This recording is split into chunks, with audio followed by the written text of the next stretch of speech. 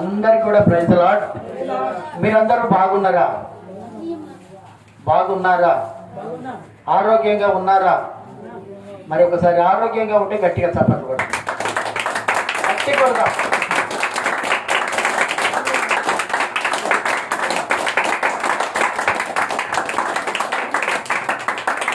నిజంగా కూడా మన దేవుడు ఆరోగ్య ప్రదాత, మన అవసరతలు తీర్చేటువంటి దేవుడు, మన బాధలు సమస్యలు తొలగించేటువంటి దేవుడు. అలాంటి దేవుణ్ణి మనము ఈరోజు మనం కలిగి ఉన్నాం. ఆయన సజీవుడు అయినటువంటి వాడు. నిజంగా కూడా పరిశుద్ధ గ్రంథములో ఏది కూడా దాచబడి ఉండదు. ఈ గ్రంథములో వ్రాయబడినటువంటి మాటలన్నీ కూడా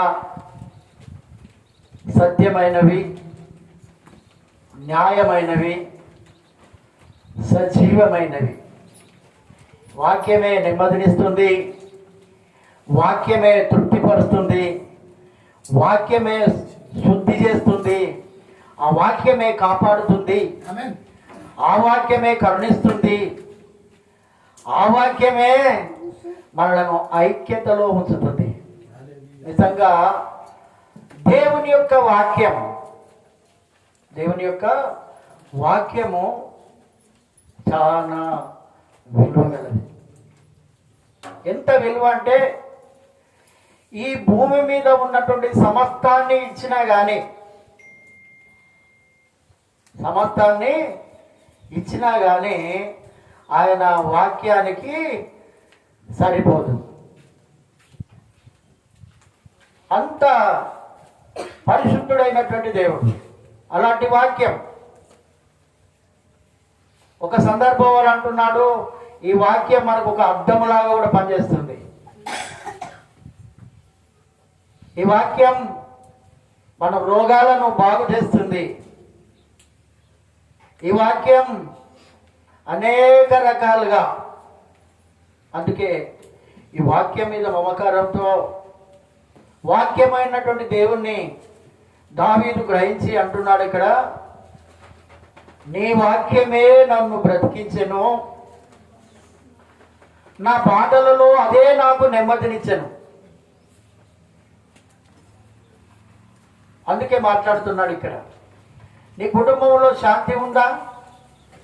సమాధానం ఉందా? నెమ్మది ఉందా? నీ శరీరంలో నెమ్మది ఉందా?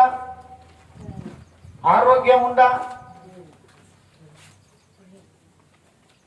వాక్యం ఏదో గోడల మీద ఉండడం కాదండి.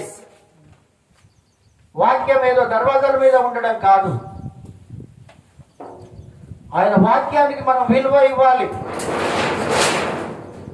వాక్యానుసారంగా మనందరము నడుచుకోవాలి.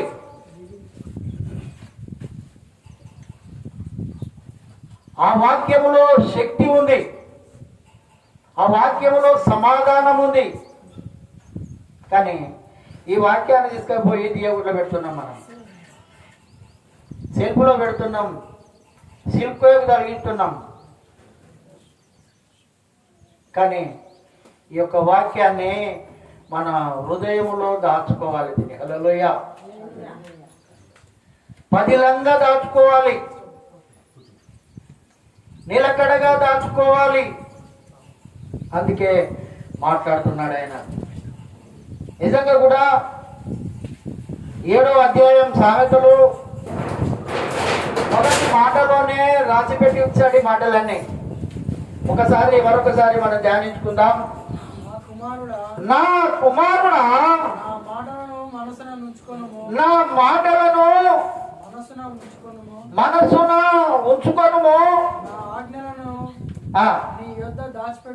హల్లెలూయా. నా కుమారుడా, నా కుమార్తె, నా కుమారుడా. ఈ మాట ఎవరైనా వాళ్ళని వెళ్తారా అండి? పేరు పెట్టి పిలుస్తారు. అరే ఇక రారా అంటారు, ఇక రాయ అంటారు. లేకుంటే ఆడవాళ్ళనైతే మరి దేవుడు అంటున్నాడు, ఏమని సంబోధిస్తున్నాడు అంటే, నా కుమారుడా నా మాటలను ఎక్కడ ఉంచుకోవాలట? మనసులో ఉంచుకోవాలి. ఆయన యొక్క మాటలను, ఆయన యొక్క మాటలను మనస్సులో ఉంచుకోవాలి.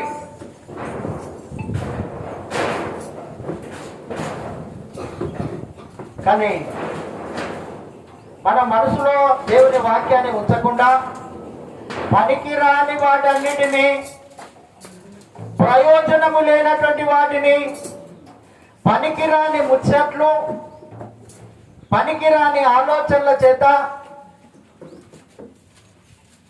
ఒక రకంగా చెప్తే నీ బుద్ధి ఎవరు మెచ్చడంట మనం. నీ బుద్ధి ఎవరిని మెచ్చదని అంట మనం. అందుకే ఇక్కడ మాట్లాడుతున్నాడు. ఇక్కడ నా మాటలను మనస్సున ఉంచుకో, చెవిన పెట్టి ఉంచుకో. అందుకే ఒక సందర్భంలో ఇంతకుముందు పోయిన అధ్యాయాలలో దేవుడు మాట్లాడాడు. ఏం మాట్లాడాడు? జ్ఞానము లేనివాడా ఇక్కడికి రా. చాలా మంది అడిగా నాకు జ్ఞానం ఎందుకు లేదండి, మస్తు జ్ఞానం ఉన్నదంటారు. కానీ అదంతా పనికి రాని జ్ఞానం, అదంతా పనికొచ్చే జ్ఞానం కాదు. అందుకే అంటున్నాడు, నీ మనసున ఉంచుకొనుము, నా ఆజ్ఞలను నీ యొద్ద దాచిపెట్టుకొనుము. ఏం దాచిపెట్టుకోవాలంటే మనము ఆజ్ఞలను దాచిపెట్టుకోవాలి. ఏం దాచిపెట్టుకుంటున్నారు? ధనాన్ని దాచిపెట్టుకుంటున్నారు, సొమ్ములను దాచిపెట్టుకుంటున్నారు, బట్టలను దాచిపెట్టుకుంటున్నారు, తప్పులను దాచిపెట్టుకుంటున్నారు, అబద్ధాలను దాచిపెట్టుకుంటున్నారు, అనర్థాలను దాచిపెట్టుకుంటున్నారు.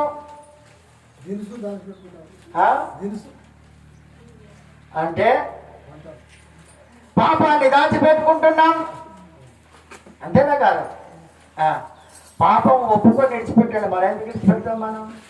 ఎవరి గంట కనపడకుండా దాన్ని దాచిపెడుతున్నాం. మనం ఏం తెలియదన్నట్టుగా ఉంటాం. మళ్ళీ మనం ఏమి తెలియదు పాపం అప్పు. అందుకే ఇక్కడ అంటున్నాడు, ఇక్కడ నా ఆజ్ఞలను నీ యొద్ద దాచిపెట్టుకోవాలి. ఈరోజు మనకు కావాల్సింది ఆయన వాక్యము, ఆయన ఆజ్ఞ తప్ప మరేది అవసరం లేదమ్మా. అందుకే అంటున్నాడు ఇక్కడ, నా ఆజ్ఞలను నీ యొద్ద దాచిపెట్టుకో. మరి ఎంతమంది దాచిపెట్టుకుంటున్నారు నాకు తెలియదు. కానీ నిజంగా కూడా నువ్వు దాచిపెట్టుకుంటే, ఆయన ఆజ్ఞలను కనుక దాచిపెట్టుకుంటే, మొదటిగా మన జీవితం మార్చబడుతుంది, మన బ్రతుకు మార్చబడుతుంది, మన సమస్యలు మార్చబడతా ఉంటాయి. అందుకే ఇక్కడ మాట్లాడుతున్నాడు, నా ఆజ్ఞలను నీ యొద్ద దాచిపెట్టుకో. ఎన్ని ఆజ్ఞలు అండి దేవుని ఆజ్ఞలు? 10 ఆజ్ఞలు. 10 ఆజ్ఞలలో మనకు సంబంధించిన ఏమైనా ఉన్నాయా? అందరికి సంబంధించేవి ఉన్నాయి. గట్టిగా చెప్పండి కొట్టండి. ఎందుకు చెప్తున్నానంటే ఆయనను ఆజ్ఞలు చాలా విలువగలవి. మోషేకు తన ఆజ్ఞలను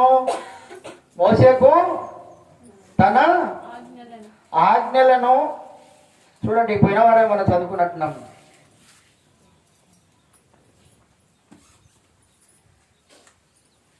పోయిన వాడు 103వ కీర్తన ఉంటుంది చూడండి. మోషేకి ఏమి ఇచ్చిండో 103వ కీర్తన. ఈరోజు మనం చదువుకున్నటువంటి కీర్తనలో ఆ వాక్య భాగంలో ఉంటుంది చూడండి. 103వ సంకీర్తనలో మోషేకి ఏమి ఇచ్చిండట? ఆయన మోషేకు తన మార్గం తెలియజేశాను.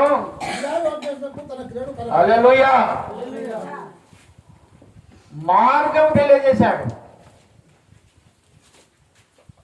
మోసేకి ఏమి ఇచ్చాడు ఆయన? ఆజ్ఞలను ఇచ్చాడు. మార్గాన్ని నువ్వు ఎలా నడవాలో, ఎలా బ్రతకాలో, ఎలా మసులుకోవాలో, ఎలా కలివిడిగా ఉండాలో అవన్నీ కూడా ఆయన ఇచ్చి ఉన్నాడు. అందుకే ఇక్కడ మాట్లాడుతున్నాడు. ఇక్కడ ఆ ఆజ్ఞలను మనం ఏం చేయాలట? దాచిపెట్టుకోవాలి. రెండవ వచనంలో ఏమంటున్నాడు? నా ఆజ్ఞలను నీవు మనసున ఉంచుకొని ఎడల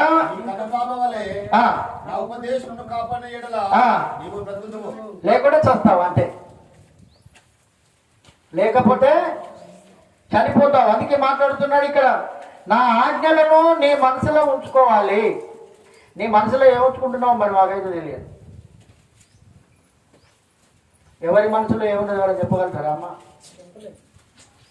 కానీ దేవుడు హృదయ ఆలోచనలు ఎరిగినటువంటి దేవుడు. ఆయన హృదయంలో ఉన్నటువంటి ఆలోచనలు ఎరిగినటువంటి దేవుడు. అందుకే ఇక్కడ అంటున్నాడు, ఇక్కడ నా ఆజ్ఞలను నీ మనసున ఉంచుకొనుము,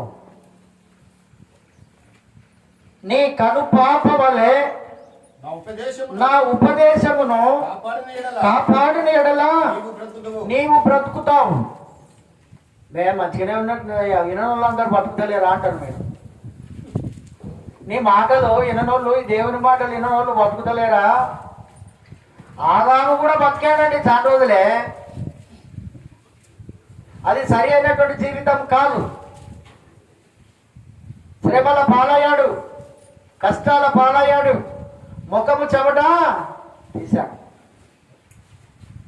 ఆయన మాట విన్నన్ని రోజులు, ఆయన ఆజ్ఞలన్నీ దాచుకున్నన్ని రోజులు ఆయన ఏ రకంగా ఉన్నాడంటే ఏ బాధ లేకుండా ఉన్నాడు. ఆయన ఎప్పుడైతే ఆయన మాట తన మనసులోకి వెళ్ళి తీసివేశాడో, తినవద్దన్నటువంటి పండు తిన్నాడో, శ్రమల పాలయ్యాడు. అందుకే ఇక్కడ మాట్లాడుతున్నాడు,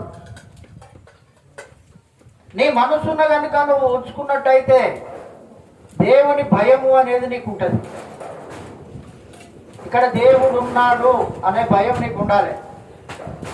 అందుకే మాట్లాడుతున్నాడు వచనంలో, నీ కను పాప వలె కనుపాప. కనుపాప అంటే ఎంతమంది తెలుసమ్మా? కనుపాపలు ఉన్నాయా మనకు? ఉన్నాయా? కనుపాపలు లేకుండా లేచినవాడు. కనుపాపలు అయితే అందరికి ఉన్నాయా? కనుపాప వలె. కనుపాప లేకుంటే ఎవరైనా మాకు దారి చూపిస్తారా అండి, మాకు కళ్ళు కనపడతారు అంటాము. కనుపాప. కనుపాప వలె ఉపదేశమును, దేవుని యొక్క ఉపదేశం, దేవుని యొక్క మాటలు. ఉపదేశం అంటే ఆయన మాటలు. ఉపదేశము కాపాడిన ఎడల. ఎన్నో వాక్యాలు వింటారు, అవన్నీ ఉన్నాయి మన దగ్గర లేవు. కానీ దయచేసి చెప్తున్నా, ఈ 2024 సంవత్సరం వరకు మనలో ఏ ఉపదేశము లేకున్నా కానీ ఇక నుండి అయినా ఈ ఉపదేశాలన్నీ మనం కనుపాప వలె దాచుకుందాం. ఎప్పుడు కూడా ఇవి స్థిరంగా ఉండాలి. అందుకే మాట్లాడుతున్నాడు, ఉపదేశమును కాపాడాలి. కాపాడడం అంటే ఏంటండి? వాళ్ళే పాటలు పాడుకుంటారు, పాడుకొని వాళ్ళే చప్పలు కొడతారు, వాళ్ళే కొట్టని, వాళ్ళే స్తుతిస్తాంటారు, వాళ్ళే స్తుతించని. నాకెందుకు? నాకైతే 3 పూటల భోజనం దొరుకుతుంది, ఆరాంసే ఉంటున్నా, పని లేదు, పాట లేదు. ఇంతకంటే సుఖం ఇంకెక్కడ దొరుకుతుందండి? అనుకోవడం పొరపాటు. ఆయన కనుక దెబ్బ తీశాడా నీ స్థితిగతులు తారుమారైపోతాయి. జాగ్రత్త. అందుకే ఒక హెచ్చరిక మనకు తెలియజేస్తున్నాడు, ఆయన ఉపదేశమును కాపాడాలి. ఆయన మాటని, నా మాట కాపాడినవా? భర్త అడుగుతాడు, తండ్రి కూడా తన కొడుకున్నాడు, అరే నా మాట కాపాడినవా? కాపాడడం అంటే ఏంటండి? నా మాట తీసేస్తుంది కదరా, నా పరువు తీసేస్తుంది కదరా, నా విలువ తీసేస్తుంది కదరా. మరి నువ్వు కూడా ఆయన కాపాడకపోతే ఏమవుతుంది? ఏమంటాడు అప్పుడు? ఓ నీ ఇష్టం, ఏం చేసుకుంటావో చేసుకో. కాపాడాలి ఉపదేశాన్ని కాపాడుకోవాలి. అందుకే అంటున్నాడు, కాపాడిన ఎడల నీవు బ్రతుకుతావు. హల్లెలూయ. సుఖక్షేమాలు నీ వెంట వచ్చును. సుఖక్షేమాలు నీ వెంట వచ్చును. మన వెంట ఏమవుతున్నాయి? సమస్యలు వస్తున్నాయి, రోగాలు వస్తున్నాయి, కష్టాలు వస్తున్నాయి, అప్పులు వస్తున్నాయి, అనర్థాలు వస్తున్నాయి, అనేకమైనటువంటి పనికి రాని అని మనకి వస్తున్నాయి మనకి ఇప్పుడు. కానీ దావీదు అంటున్నాడు, కృపా క్షేమం, కృపా క్షేమము, శాశ్వత జీవము. హల్లెలూయ. కృపా క్షేమము మనతో రావాలి. అందుకే ఎప్పుడు కూడా బాగున్నారా, క్షేమముగా ఉన్నారా అని మనం అడుగుతాం. అందుకే చెప్తున్నాడు, మనం బ్రతకాలనంటే ఆయన ఉపదేశం మనతో ఉండాలి. ఎప్పుడు కూడా విన్నటువంటి వాక్యాన్ని త్రోసివేయకూడదు, విన్నటువంటి వాక్యాన్ని పక్కన పెట్టకూడదు. అందుకే ఇక్కడ చెప్తున్నాడు, కాపాడిన ఎడల నువ్వు బ్రతుకుతావు. చంపుతావు అన్నాడా? మరి సాతాను గారు కూడా అన్నాడు కదా, ఏ పిచ్చిదానా ఇక మొగలు చచ్చిపోడు. ఆయన గట్లనే మాట్లాడతాడు. ఆయన చూడు, నేను ఎంత చక్కగా తింటున్నానో, నువ్వు కూడా తిను. చావనే చావరు పిచ్చిదానా. మరి ఇద్దరు ఉన్నప్పుడు వచ్చాడా? ఎప్పుడు కూడా సాతాను గారు ఒక్కరున్నప్పుడే గాడి చేస్తాడు. జాగ్రత్త, ఒక్కరు ఉన్నప్పుడే గాడి చేస్తాడు. అందుకే దేవుని యొక్క ఆలోచన ఏంటంటే, నరుడు ఒంటరిగా ఉండడం ఆయనకు ఇష్టం లేదు. ఒంటరిగా ఉంటే ఆడోళ్ళకైనా, మగోళ్ళకైనా, పిల్లలకైనా, పెద్దలకైనా అన్ని చెడు ఆలోచనలే వస్తాయి. మంచి ఆలోచన అసలు రాదు. అన్ని ఖరాబైన ఆలోచనలే వస్తాయి. అందుకే చెప్తున్నాడు ఇక్కడ, మనం దాచిపెట్టుకోవాలి. 3వ వచనం, నీ వేళ్లకు వాటిని కట్టుకొనుము, నీ హృదయమును పలక మీద వాటిని వ్రాసుకొనుము. హల్లెలూయ. నీ వేళ్లకు ఏటిని కట్టుకోవాలంటున్నాడు? నీ వేళ్ళకు ఉంగరాలు పెట్టుకో అంటాడా? 5 ఏళ్ళకు 5, ఇటు 5 ఏళ్ళకు 5. అబ్బా ఎంత ధనవంతుడు. మెడకు దండెడు తాళ్ళు లెక్కన ఎత్తాలు, మగవాళ్ళు కూడా ఎత్తాలి. ఇప్పుడు బంగారం ఉన్నది కాబట్టి వేసుకుంటాడు. అది పోయినాడు, వాడు పోయినాడు, అది ఎటు పోతుందో వానికి తెలియదు. సంపాదించాలి 5 ఏళ్ళకు 5 ఉంగరాలు ఉండాలి. ఇంకా నయం బంగారం తినేదంటే చాలా మంది కూడా తిందురు. అది తిందురు కూడా. నువ్వు ఎంత గొప్పవాడైనా, నువ్వు ఎవడైనా కానీ, నువ్వు ఏం చేసినా కానీ, లవణమన్నవే కానీ ఎవరైనా బంగారం మిగుతారా అమ్మా? బతుకుతారా? అందుకే చెప్తున్నాను ఇక్కడ, నీ వేళ్లకు వాటిని కట్టుకోవాలి. ఏంటి కట్టుకోవాలి? ఎవరు చెప్తలేరు ఎందుకు? ఏం కట్టుకోవాలి వేళ్లకు? వేళ్ళకి ఏం కట్టుకోవాలి? ఆజ్ఞలు కట్టుకోవాలి. గట్టిగా చెప్పండి, కొట్టండి. ఆయన ఆజ్ఞలు ఎప్పుడు పోయినా కానీ ఒక అమ్మాయికి తల్లి చెప్పిన మాట గుర్తుకొస్తుంది. ఏయ్, అటు పోవద్దు, అటు చూడద్దు. అటు వైపు వెళ్ళగానే ఆ మాట గుర్తుకు రాగానే వైపు మళ్ళీ సైడ్ అయిపోతుంది. మనిషి కూడా, మనము కూడా దేవుని ఆజ్ఞలను ఆ రకంగా ఫాలో కావాలి. ఆజ్ఞలు ఎప్పుడు నీ ఎదుట ఉంచుకోవాలని అంటున్నాడు. ఆయన ఆజ్ఞలను మన చేతులకు, వేళ్లకు కట్టుకోవాలి. ఈ వేళ్లతోనే కదా మనం పొరపాట్లు చేసేది. ఈ ఆజ్ఞలు ఉంటే భయం ఉంటుంది. అందుకే ఇక్కడ అంటున్నాడు, వేళ్లకు వాటిని కట్టుకోవాలి. నీ హృదయమును పలక మీద వాటిని రాసుకోవాలట. ఏంటి? ఆజ్ఞలే. హృదయం అనేటువంటి పలక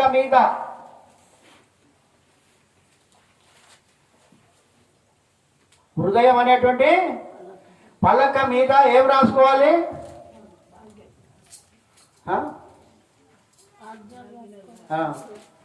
అద్దం మీద రాసుకో అంటాడా? ఇసుక మీద రాసుకో అంటాడా? ఇంకెక్కడ రాయమంటున్నాడు? హృదయం అనేటువంటి పలక. అది పగిలిపోతే మళ్ళీ అతుక్కోదండి. అది పగిలిపోతే అది అతుక్కోదు.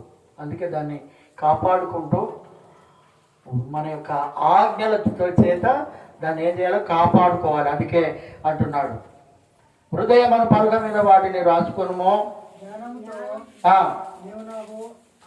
అక్కవనియు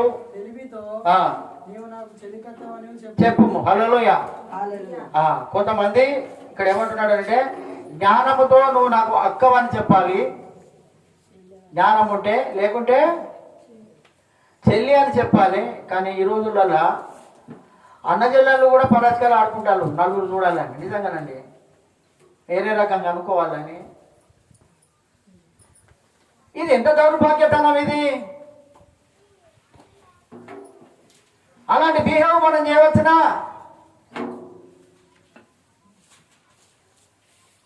అందుకే మాట్లాడుతున్నాడు. అలాంటి వాటితో మనము చాలా జాగ్రత్తగా ఉండాలి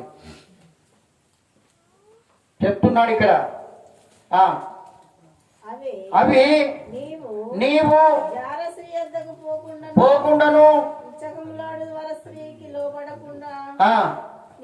నేను కాపాడుతాయి. నువ్వు చెడిపోకుండా, నువ్వు దొంగతనాలకు పోకుండా, నువ్వు వ్యభిచార పాపంలోనికి పోకుండా.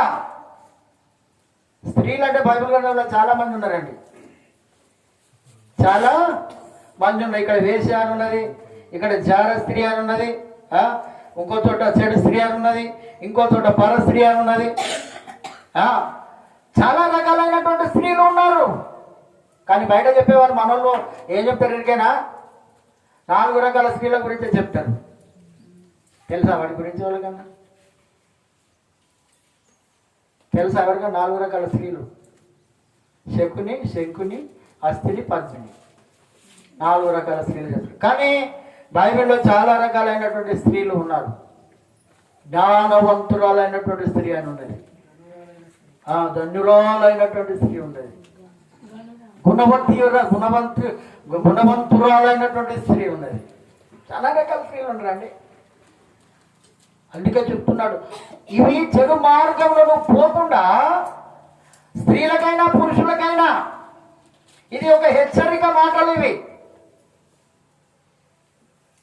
అందుకే మాట్లాడుతున్నాడు, నువ్వు జారస్త్రీ యొద్దకు పోకుండాను. జారస్త్రీనే మనం పొరపాటు చేయాల్సినటువంటి పని లేదు.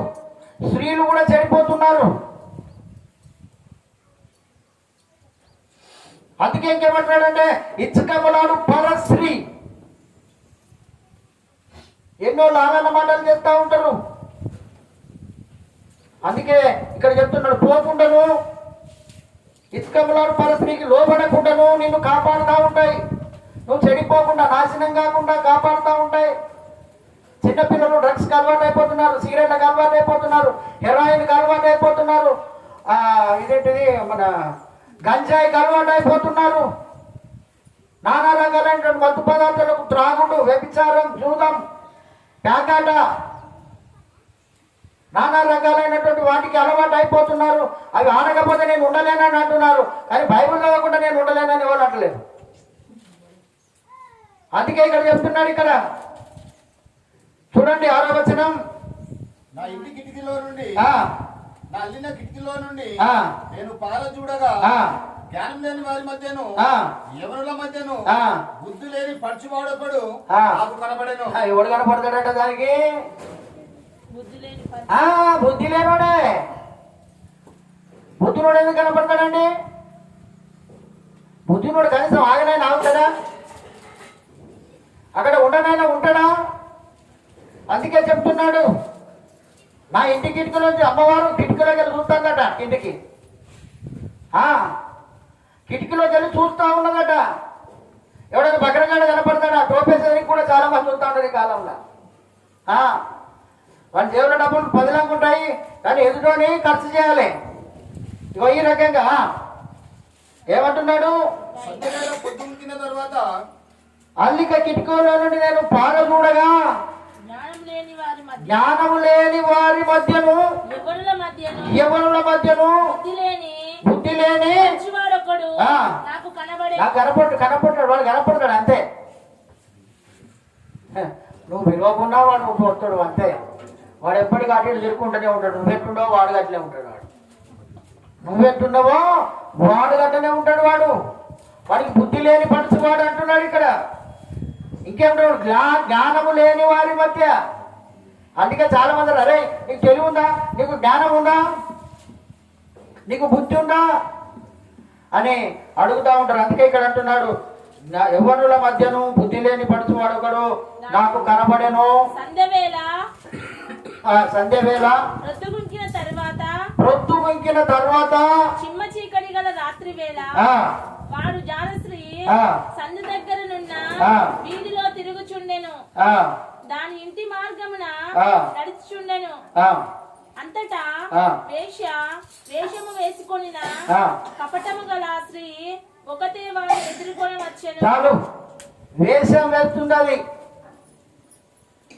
మనం కూడా అంటగా వేషాలు పడతాడని అంటాం. మనం వేషాలు పడుతుందని అంటాం. మనం అది పగటి వేషం. ఇవన్నీ చెప్పుకుంటా పోతే తల వప్పులే కానీ తల ఎత్తుకునేటువంటి పరిస్థితి లేదు ఇక్కడ.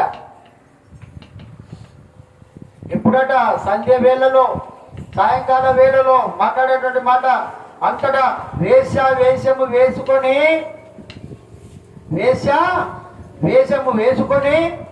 ఎక్కడికి పోతుందట? కపటము గల స్త్రీ. చూడండి, కపటము గల స్త్రీ, వేషం వేసుకున్నటువంటి స్త్రీ, కపటము గల స్త్రీ ఒకటే వాడిని ఎదుర్కొనే వస్తున్నది. ఎందుకంటే వాడు నిలబడున్నాడు కదా అక్కడ. పోయేటోళ్ళందరూ దానికి మంచోళ్ళు కాదు. ఎవడైతే నిలబడతాడో వాడే మంచోడు దానికి. మనకు కూడా గంతేనండి. మనం ఎక్కడ ఉంటున్నాం ఎరికేనా? రోజు మనం ఎక్కడ ఉంటున్నాం, మనం ఎవరితో గడుపుతున్నాం, మన సహవాసం ఎవరితో ఉంది? లోకంతోనా దేవుడితోనా? చర్చ అయిపోయిన తర్వాత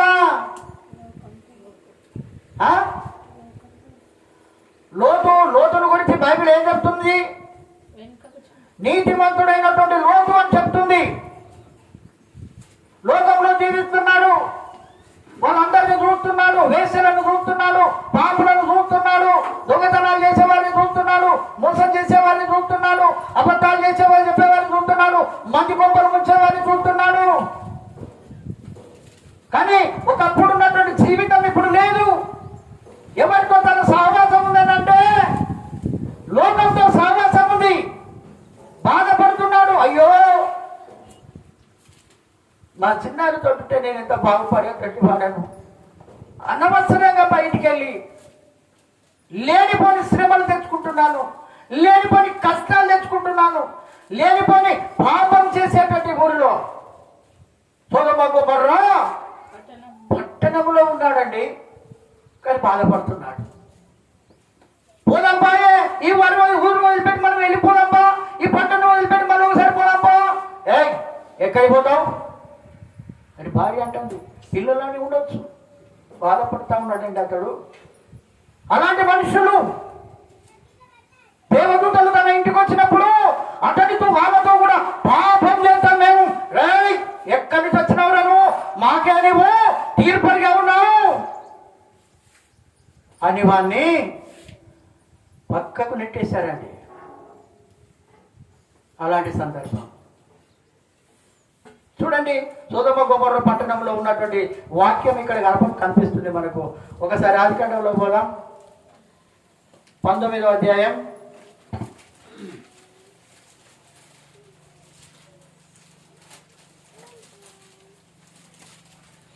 తెల్లవారినప్పుడు ఆ దూతలు లోతును నిద్రపెట్టి పైకి లోతు బయటకు వెళ్ళిన తన కుమార్తెను అయితే ఆ మనుషులు లోతును పిలిచి, ఈ రాత్రి నీ యొద్దకు వచ్చిన మనుషులు ఎక్కడా? చూడండి, చాలా జాగ్రత్త వినండి దేవుని సంగమా. మేము వారిని కూడినట్లు మా యొద్దకు వారిని వెలుపలికి తీసుకొని తీసుకుంటారా? లోపల ఉంటున్నావేంట్రా నువ్వు రమ్మని అతనితో చెప్పగా ఆ, లోతు ఆ. వెలుపల ద్వారము నొక్కనున్న ఆ. వారి దగ్గరకు వెళ్లి ఆ.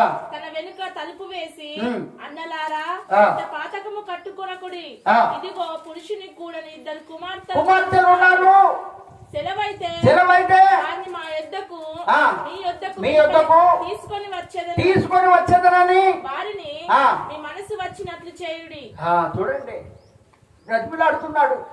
అయ్యా, వాళ్ళు వచ్చిన వాళ్ళు మామూలు వ్యక్తులు కాదు, ఆయన తెలుసు. దేవుడు వచ్చాడు, దేవుని దూతలు వచ్చారన్న సంగతి అతనికి తెలుసు. ఈ పాపాత్ములైనటువంటి ఈ మనుషులకు తెలియదు. పాపము కళ్ళు, పాపపు చూపు, పాపపు ఆలోచనలు, ఎవరితోటి పాపం చేయాలి, ఎట్లా పాపం చేయాలి, కామ వాంఛతో ఉన్నటువంటి మానవులు. అలాంటి వారి గురించి బైబిల్ తెలియజేస్తుందండి.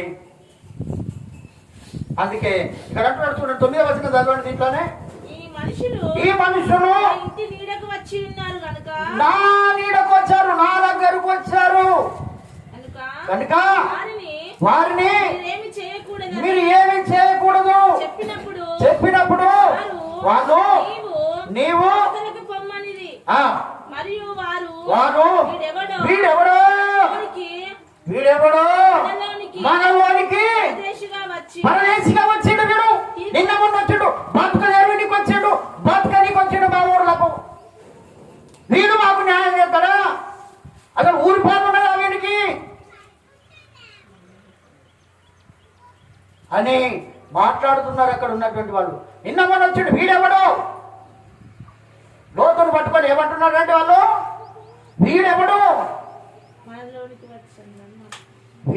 మనలోనికి వచ్చి వీడు మనకు తీర్పు తీస్తున్నాడు. లేదు, మేము వాళ్ళని పాపం చేయవలసిందే, వాళ్ళని పాపంతో చేయవలసిందే అని అంటే ఆయన అంటున్నాడు, అయ్యగారు దండం పెడతాయా, మీ దండం పెడతాయా, నాకు కూడా 2 కుమార్తెలు ఉన్నారు, నా 2 కుమార్తెలను ఇక మీరు ఏమైనా చేసుకోండి, కానీ వాళ్ళ జోలికి పోకండి, వారి జోలికి పోకండి అని అంటే, అప్పుడు దేవదూతలు ఏం చేసిందంటే వాళ్ళందరికీ కూడా కనుమబ్బు కలగజేశారు. గట్టిగా చప్పట్లు కొట్టండి. ఎవరి కళ్ళు కనబడతలేవిగా, ఇట్లా కనుగొనాడు, ఇట్లా కనుగొనాడు. తర్వాత దొరుకుతలేదు, దానికి దొరుకుతలేదు, మనుషులు దొరుకుతలేరు, ఎవరు దొరుకుతలేరు వాళ్ళకు.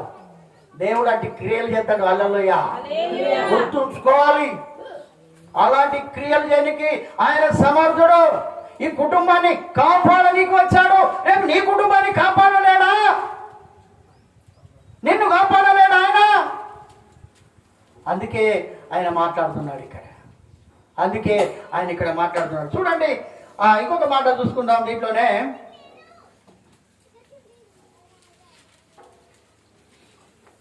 చిన్నలు మొదలుకొని పెద్దల వరకు ఉంటుందని చూడండి ఇక్కడ. చదవండి. అప్పుడు వారు పిన్నలు మొదలుకొని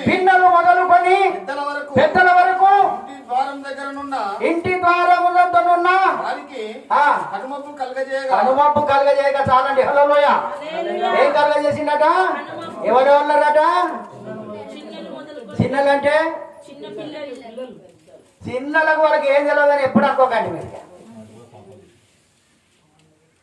వాళ్ళకి ఏం తెలియదని ఎప్పుడు అనుకోకండి, అన్నీ తెలుసు వాళ్ళకు. ఇప్పుడు సెల్ ఫోన్ అయితే మొత్తం టోటల్ చూపిస్తానే, అవి వాళ్ళకి ఏం తెలియదని అనుకోకండి. చిన్నలు మొదలుకొని పెద్దల వరకు. ఆ కాలమే కాదండి, యేసుప్రభు కాలంలో కూడా చూడండి. ఒకసారి యోహాను సువార్త అనుకుంటా, ఏది వ్యభిచారం అందు పట్టుబడినటువంటి స్త్రీ, ఆ మాట కూడా చూసుకుందాం మనం.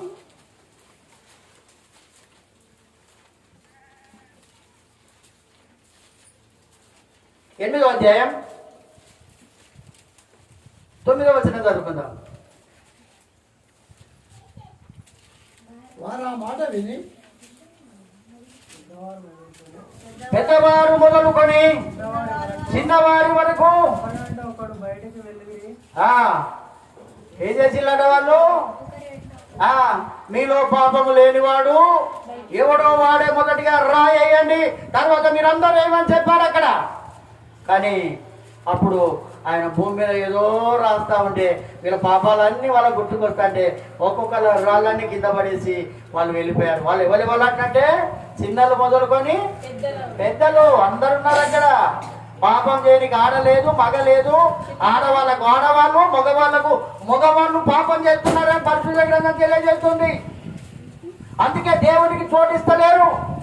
పాపాన్ని హృదయంలో దాచుకుంటున్నారు, అంతరంగంలో దాచుకుంటున్నారు. పగలు ఏ రకంగానైతే ఉంచుకుంటున్నారో, ప్రేమను ఏ రకంగానైతే ఉంచుకుంటున్నారో ఆ రకంగానే మనుషులు ఏ రకంగా మసిలిపోతున్నారు, ఇక్కడ దాచుకుంటున్నారు. అందుకే పరిశుద్ధాత్మ దేవుడు మాట్లాడుతున్నాడు. చూడండి, రోమీయులకు రాసిన పత్రిక మీరే చదవండి. దేవునికి చోటియక చేయరాని కార్యాలు చేయించు, స్వాభావిక ధర్మాన్ని మరిచి, 26వ వచనం నుండి మొదటి అధ్యాయం. అందువలన దేవుడు తుచ్చమైన అభిలాషలకు ఇవి తుచ్చమైన కోరికలు, కొద్దిసేపే తుచ్చమైన అభిలాషలకు వారిని అప్పగించేశాడు. వారి స్త్రీలు సైతము స్వాభావికమైనటువంటి ధర్మాన్ని విడిచి స్వాభావిక విరుద్ధమైన ధర్మమును అనుసరించి అటువలే పురుషులు కూడా స్త్రీ యొక్క స్వాభావికమైన ధర్మమును విడిచి పురుషులు అవాంఛనీయమైనది చేయించు, తమ తప్పిదములకు తగిన ప్రతిఫలమును పొందుచు ఒకరి ఎడల ఒకరు నామతప్తులైపోయారు. ఆ కాలములో ఉన్నారు, ఈ కాలములో కూడా ఉన్నారు, మధ్య కాలములో ఉన్నారు, యేసుప్రభు కాలంలో కూడా ఉన్నారు. వాని కన్ను పాడుగానంటాడు, దాని కన్ను పాడుగానంటాడు. ఎందుకు చెప్తున్నానంటే స్త్రీలకు స్త్రీలు, పురుషులకు పురుషులు కామవాంఛ తీర్చుకుంటున్నాడు. ఇది సరి అయినది కాదు అని బైబిల్ గ్రంథం తెలియజేస్తుంది. చూడండి, సరి అయినటువంటి దేవుని ఆరాధించకుండా 25వ వచనం చదవండి. దీంట్లోనే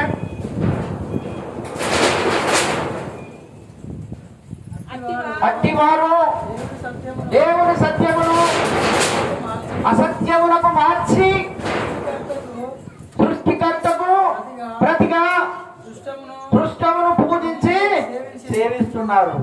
సృష్టికర్తకు ప్రతిగా సృష్టిని పూజిస్తున్నారు. సృష్టికర్తను పూజించడం లేదు కానీ సృష్టిని పూజిస్తున్నారు. అందుకే మాట్లాడుతున్నారు. అందుకే పరిశుద్ధ లేఖనాలలో రాయబడినటువంటి మాటలు దేవుని బిడ్డలారా, దేవుని వాక్యం కనుక మన హృదయంలో ఇప్పుడు కూడా చాలా మంది మర్చిపోతున్నారు. జాగ్రత్త. హల్లెలూయ. దేవుని వాక్యం మన హృదయంలో ఉంటే దయ్యం నీ దగ్గరికి రాదు. తప్పని కొట్టండి. రోగం నీ దగ్గరికి రాదు, కష్టం నీ దగ్గరికి రాదు, సమస్య నీ దగ్గరికి రాదు. అది వచ్చినా అది బలదూరు అంటే. ఎందుకంటే వాడు కాలిపోతా ఉంటాడు మనలో వాక్యం ఉంటే. ఆ వాక్యం జీవం గల వాక్యం. అది దహిస్తుంది, అది కాల్చివేస్తుంది, అది నిర్మూలన చేస్తుంది. చెప్తున్నా. అందుకే ఎప్పుడు కూడా బైబిల్లో రాయబడినటువంటి సంఘటనలు ఏదో ఇట్లా రాసి లేదని చాలా మంది అనుకుంటారు. ఉన్న వాస్తవమే పరిశుద్ధ లేఖనాలలో రాయబడి ఉంటాయి. అందుకే ఇక్కడ మాట్లాడుతున్నాడు. మరొకసారి సామెతల గ్రంథంలోకి వెళ్దాం. ఇక ముగించుకుందాం.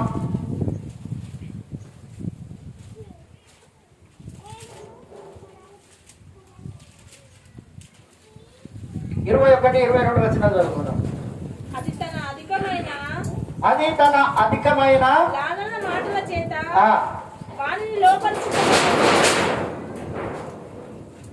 లోపరుచుకొనెను. ఎలాంటి మాటల చేత? మాటల లాలన మాటలు అంటే కఠినంగా చెప్తే సంఘానికి కూడా రారు, ఖచ్చితంగా చెప్పితే సంఘానికి కూడా రారు. బుధరించుకుంటే చెప్పాలి వాళ్ళకు వాక్యం. అందుకే అన్నారు దేవుడు, నరపుత్రుడా నువ్వు చక్కగా నిలబడు, నేను నీతోటి మాట్లాడవలసిందంటే నాకు పని ఉన్నది. పరలోక విందు చేసి రాన్లీ అన్నా కానీ నేను నిన్ననే ఎట్లా కొనుక్కున్నా, నేను వాటిని పరిశీలించడానికి పోతున్నా, నేను నిన్ననే భూమి కొన్నా, నేను దాన్ని చూడలేకపోతున్నా, నేను నిన్ననే పెళ్లి చేసుకున్నా, నేను రాలేదని చెప్తున్నాడు మానవుడు. అన్ని సాకులే, పనికిరాని సాకులు. రేపు అక్కడికి పోయిన తర్వాత నువ్వు సాకులు చెప్పేది, నువ్వు అబద్ధాలు ఆడేది, నువ్వు మోసం చేసేది, నువ్వు అన్యాయం చేసేది, నువ్వు అక్రమం చేసేది, నీ హృదయంలో ఏం ఉంచుకునేది అంతా ఆయన ఒకసారి స్క్రీన్ షాట్ తీసేస్తాడు అక్కడ, అంతే. లోపల ఒకటి పెట్టుకొని బయటకు ఒకటి మాట్లాడేది,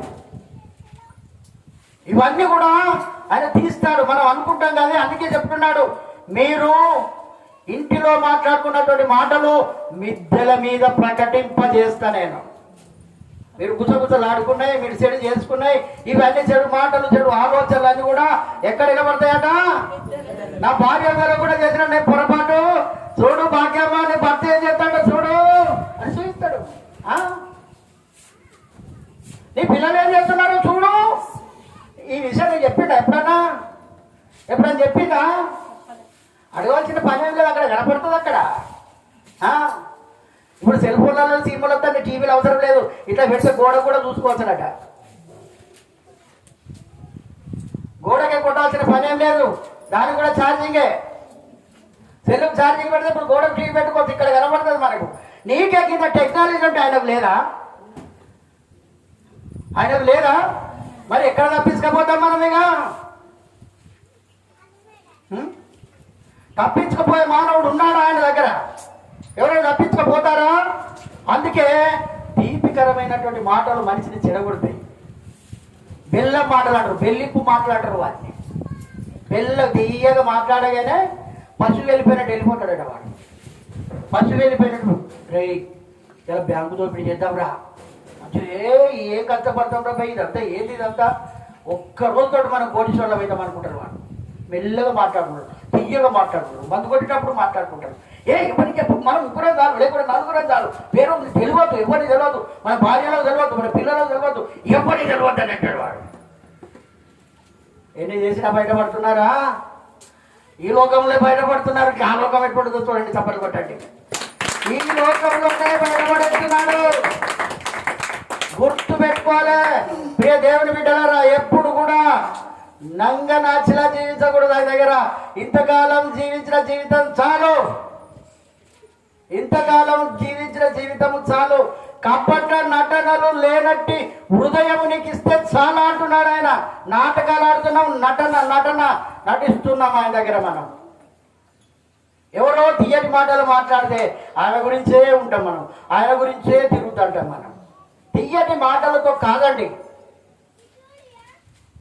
తీయటానికి జ్వరాన్ని తీసేస్తుందా, దగ్గులు తీసేస్తుందా? మాటలు ఎట్లుంటాయి? చేదు. అందుకే అంటున్నాడు, 20వ గ్రంథంలో అంటున్నాడు, మానవులారా మీరు అనుకుంటున్నారు కానీ మీకు చేదు నీళ్లు తాపిస్తా, చేదు కూరలు తినిపిస్తా, విషపు నీళ్లు తాపిస్తా అంటున్నాడు. ఇప్పుడు తాగేటి అని విషపు నీళ్ళే, ఇప్పుడు క్యాన్ వాటర్ అంటే విషపు నీళ్ళే, విషపు నీళ్ళు అవి.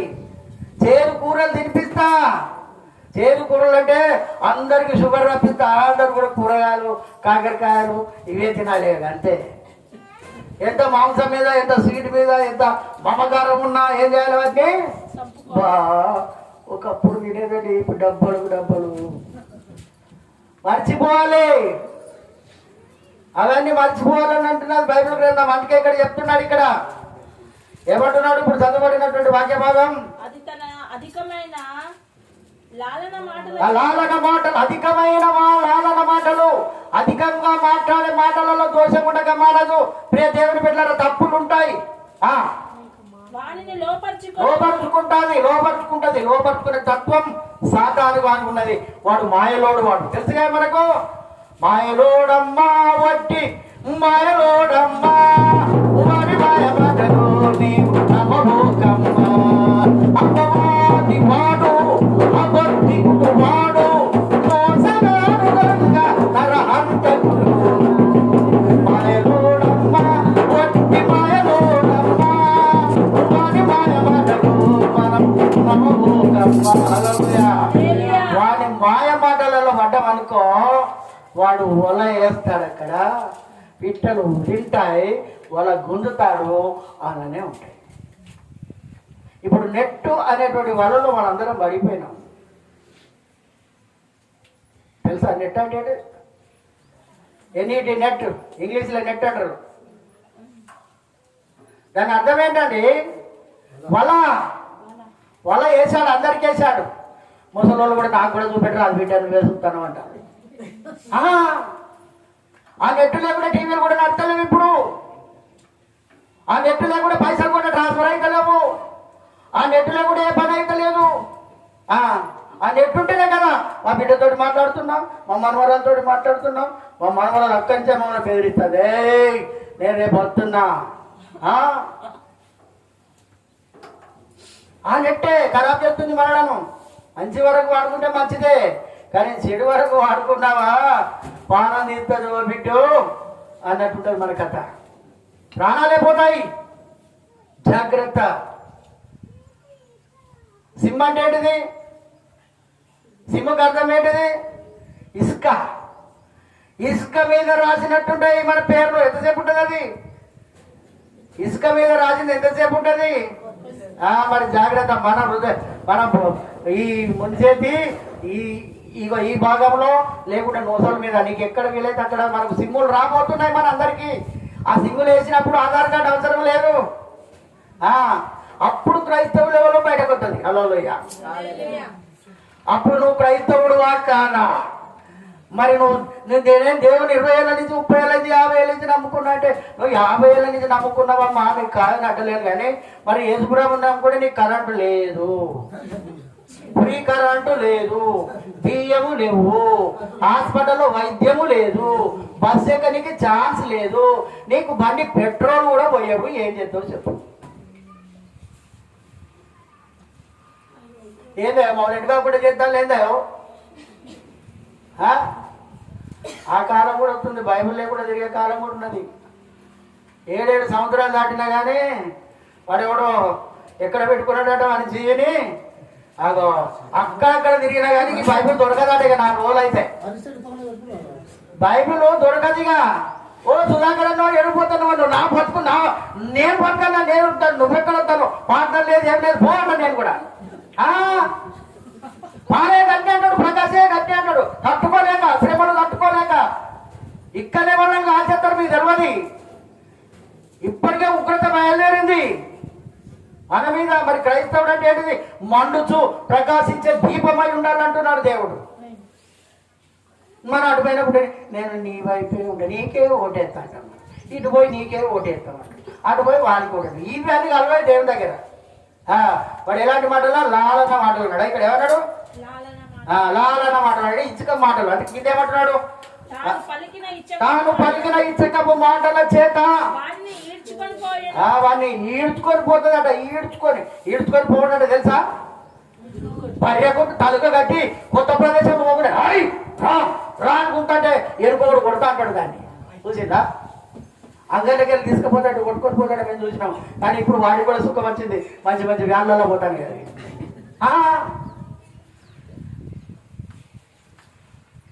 నేను మేము సాగు వేసినప్పుడు అరే ఆ బండి పడతారా, ఇటు ఒరిగినప్పుడు ఇటు ఒరుగుతున్నాయి, ఇటు ఒరిగినప్పుడు ఇటు ఒరుగుతాయి. అరే బండి కింద పడగల దూరం నుంచి పోలేదు, నేను మర్చుతో చెప్తాను బండి. మరి చెప్పలే, మరి మన మీద పడితే అట్లా ఉంటుంది పరిస్థితి. ఇప్పుడు నవ్వుతున్నాం, చాలా శ్రమలే ఉన్నాయి క్రైస్తవులకు.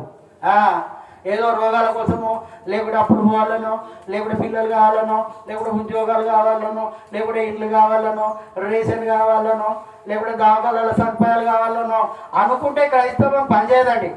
ఇది సూటికి జవాబు. ఇది నాకు రక్షణ కావాలి. హల్లెలూయా.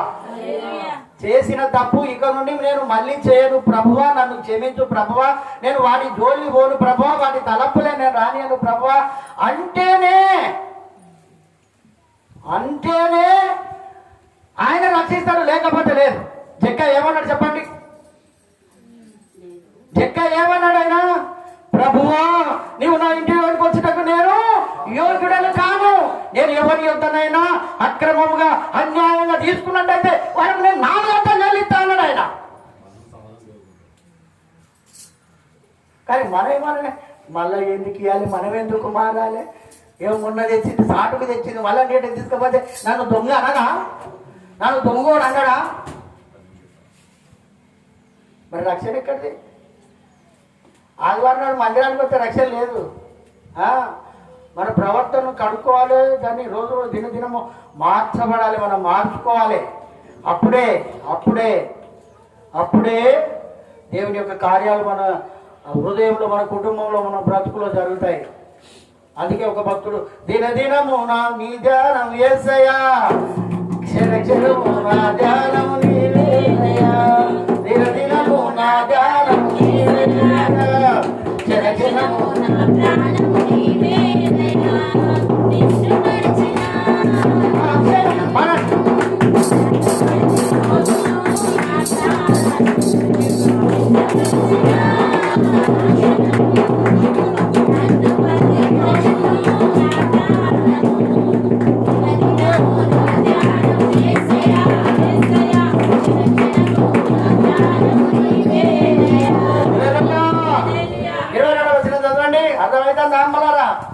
సంగతులారా, అర్థమవుతుంది ఆ వాక్యం. మనం ఎక్కడున్నా ఇంకా కొసకే ఉన్నాం. ఇంకా కొసలో ఇట్లా ఎప్పుడు అయిపోతారు వాళ్ళు అయినా అప్పుడు పోవాలి మనం, మనల్ని పరిచయం చేసేవారికి. వెంటనే పశువు వదకు పోవునట్లు పరులచే చిక్కినవాడు సంఖ్యలలోనికి పోవునట్లు. చూడండి, పశువు అంటే తెలుసు కదమ్మా, పశువులకు తాడు కట్టి ఏది మరణశాలలో తీసుకొని పోతాడు. ఉరి తీసుకోవడానికి మీద కప్పేసి మీద ఇదేసి తీసుకొని పోతారు, సంఖ్యలను వేసి. అప్పుడు కూడా సంఖ్యలు విడిచిపెట్టాడు. ఆ ఉరి తాడు ఇటు వేసినప్పుడే దీన్ని తీసేటారు. అదవరాజు గారు మళ్ళీ ఉరికితే ఎట్లా? మనకే ఇక్కడ గిట్ట టెక్నికల్ ఉంటే అక్కడ లేవు ఆ దేవుని దగ్గర. అందుకే ఇక్కడ అంటున్నాడు, పశువు వదకు పోవునట్లు. వదకు పోనంటే నేను రానే రాను, నేను ఇంకా కొంత బతుకుతా, నువ్వు ఎన్ని డబ్బులు కట్టినావు అన్ని డబ్బులు ఇస్తానంటే అది అనదు. వదకు పోవాల్సిందే, అది అంతే. కానీ మన దేవుడు, నీ దేవుడు, నా దేవుడు, మనందరి దేవుడు, సృష్టిని సంరక్షించినటువంటి దేవుడు వదకు సిద్ధమైపోయాడు. ఆయన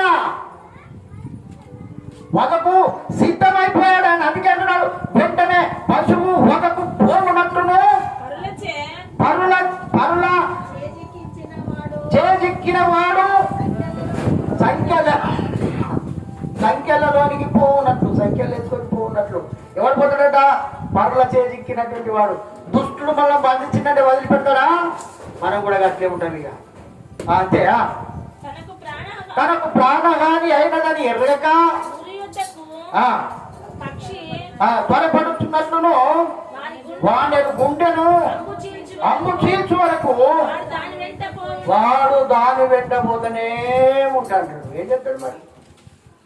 అట్లే జాగ్రత్త కూడా దా ఏమో ఆగుతాను, ఇంకా నీ భార్య గుర్తుకొట్టాను కదా, ఇంకా నీ పిల్లలు గుర్తుకొట్టాలి కదా, అట్లే ఉంటుంది మరి. అందుకే చెప్తున్నాడు ఇక్కడ, ఆ రకంగా చేతులట. ఎందుకంటే తనకు ప్రాణహానికరమైనదని ఎరగక ఉరి యొద్దకు పక్షి త్వరపడినట్లు వారి గుండెను అమ్మును చీల్చినట్టును దాని వెంట పోతా ఉంటాడు. అంటే ఏమన్నా కానీ దేవుడా తండ్రి యేసయ్యా ఇక నువ్వే దిక్కానికి అప్పుడు తలుచుకుంటాడు. ఇక దేవా తండ్రి యేసయ్యా ఇప్పుడు ఏదో ఒకటి కానీ ప్రభు నన్నైతే బతికి ప్రభు అని అంటాడు. అది కాదు దేవుని దగ్గర ఉన్నది. హల్లెలూయా, దేవుని దగ్గర ఉన్నది అది కాదు. అందుకే మొన్నటి దినం సుమియోను ప్రవక్త మరియ మాతకి ఏం చెప్పాడో చెప్పండి, ఒక్క మాట చెప్పుకొని ముగించుకుందాం. చివరి మాట, సుమియోను ప్రవక్త, వాక్యం అంతా విన్నాం కదా.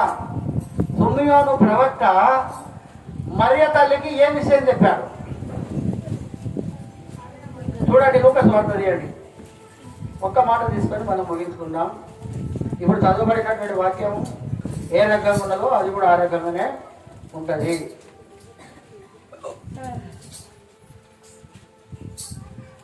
రెండవ అధ్యాయం, లూకాసు వార్త 2వ అధ్యాయం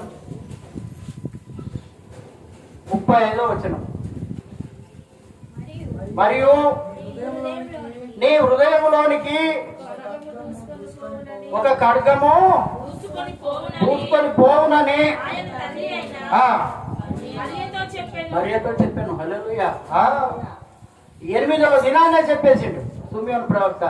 కానీ తల్లి ఏదో ఒక దినాన నీ హృదయంలోకి వెళ్ళి ఏం చూసుకోబోతుందట? అంటే నువ్వు బాధలకు గురైతావు, నువ్వు వేదనకు గురైతావు తల్లి, నువ్వు శ్రమలకు గురైతావు తల్లి అని ఒక ఖడ్గము అందుకే యేసు ప్రభువును పట్టుకొని 8వ రోజునే ఏది నూతన సంవత్సర దినాన ఆయన పలికినటువంటి మాట మన హృదయంలోనికి ఇలాంటివి దూసుకొని వెళ్తాయి. అందుకే పరిశుద్ధ గ్రంథం తెలియజేసింది ఏంటంటే, పరిశుద్ధ గ్రంథం తెలియజేసింది ఏంటంటే, పాపము వలన వచ్చు జీవితము మరణము. ఇట్టి మరణము నుండి మనము తప్పించేవాడు ఎవడు అని మాట్లాడుతున్నాడు పౌలు భక్తుడు. ఇట్టి మరణము నుండి, అయ్యో నేను ఎంత దౌర్భాగ్యుడనయ్యా, ఇట్టి మరణము నుండి తప్పించకు ఎవడు నాకు దిక్కు? ఈ మరణం నుండి ఎవరు కాపాడాలి? ఆయనే నిన్ను నన్ను మనందరినీ కాపాడాలి. కనుక తప్పలు కొన్నాం. ఆయన తప్ప ఎవరు కూడా, నీ భర్త కానీ, భార్య కానీ, పిల్లలు కానీ, తోబుట్టులు కానీ, బంధువులు కానీ, స్నేహితులు కానీ, సేవకులు కానీ ఎవరు కూడా కాపాడాలి. ఆయనే కాపాడాలి, ఆయనే రక్షించాలి, ఆయనే మనందరికీ కూడా అనేక రకాలుగా తోడ్పాటు అందియాలి. అందుకే ఏమంటున్నాడంటే, ఏమంటున్నాడు? నా కుమారుడా, నా కుమారుడా, ముగించుకున్నాం. నా కుమారుడా, నా మాటలను మనస్సున ఉంచుకొనుము, నా ఆజ్ఞలను నీ యొక్క దాచిపెట్టుకొనుము. ఇవన్నీ కూడా నువ్వు దాచిపెట్టుకుంటే తప్పకుండా నేను నిన్ను కాపాడుతా, నీ కుటుంబాన్ని కాపాడుతా, నీ జీవితాన్ని కాపాడుతా, నీ బ్రతుకును సరిచేస్తా, నీ జీవితాన్ని సరిచేస్తా.